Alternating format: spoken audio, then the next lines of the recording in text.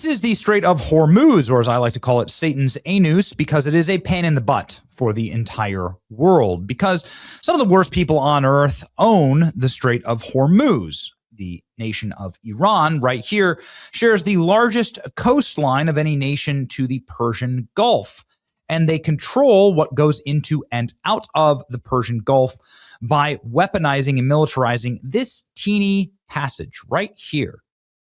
And it's been very annoying for everyone because they are using it as a choke point for a third of the world's oil. That's all the oil that not just flows from Iran, but also from Iraq and Kuwait and Saudi Arabia, Bahrain, Qatar, and the United Arab Emirates. Also, the nation of Oman, of course, needs this strait to stay open. It has plenty of oil as well. Again, if you close this down, you screw over the entire world, and that's what we are now suffering through as President Trump has once again bombed the hell out of Iran because they closed the strait. Hormuz has been effectively closed for days, as video shows. Bad news for the world economy, and oil inventories keep running low. August shock, more likely by the day. We don't want there to be a massive spike in oil prices. We want there to be a free flow of energy, but Iran has weaponized the Strait of Hormuz, mined it, and is now firing on ships. U.S. Central Command responding, saying their forces launched a third round of strikes this week against Iran after they blatantly attacked a Cyprus-flagged container ship transiting the Strait of Hormuz. A civilian member is missing, and the vessel is unable to continue the journey. On board fire, so it was a big emergency. It was a big hit. Iran claims Strait of Hormuz is closed now. President Trump says Strait of Hormuz is open now, and that Iran doesn't control the Strait of Hormuz. So who's right? Well, what would be right would be to get the oil out of this area. I mean, like, is there some other way to get oil where we don't have to go through the single most contentious area on Earth with global superpowers fighting?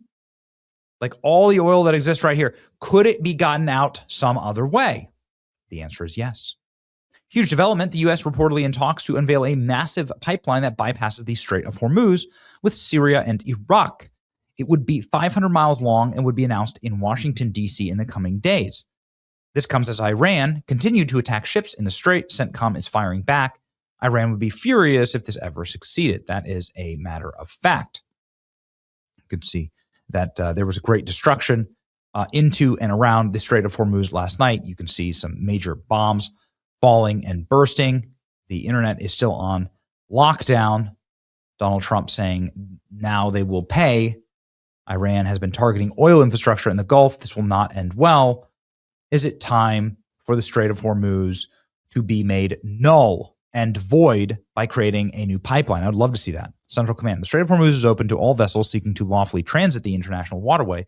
U.S. forces are poised and prepared to ensure the freedom of navigation remains available despite unwarranted Iranian aggression, harassment, threats, and arbitrary declarations. Iran does not control the strait. Traffic is flowing. Yeah, well, the bombs are also flowing. Here is massive black plumes rising on Qasem Island near the Strait of Hormuz following heavy U.S. airstrikes. So you can well understand why people would want to build a different passageway for the oil. Exclusive. Syria, Iraq, and U.S. plans to unveil Mediterranean pipeline deal to bypass Strait of Hormuz. That would be awesome. Trump administration will announce the plans to resurrect a 5 decades old pipeline running from Iraq to Syrian port. Iraq, Syria, and the U.S. plans to unveil a historic 500-mile pipeline to Syria's Mediterranean coast as part of efforts to reduce Iran's control of the Strait of Hormuz.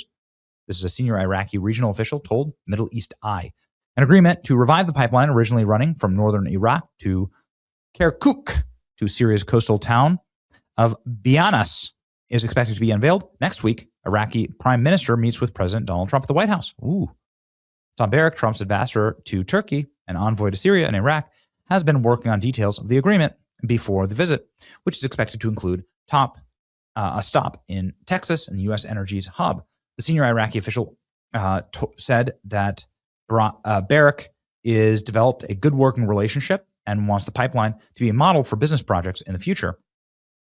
I think it serves everybody to have a safe and easy way to get their oil out and refined in the Gulf. Syria, Iraq plan to unveil Mediterranean pipeline deal to bypass Strait of Hormuz. The U.S. will announce the plan to resurrect the pipeline that goes from Iraq to the Syrian port.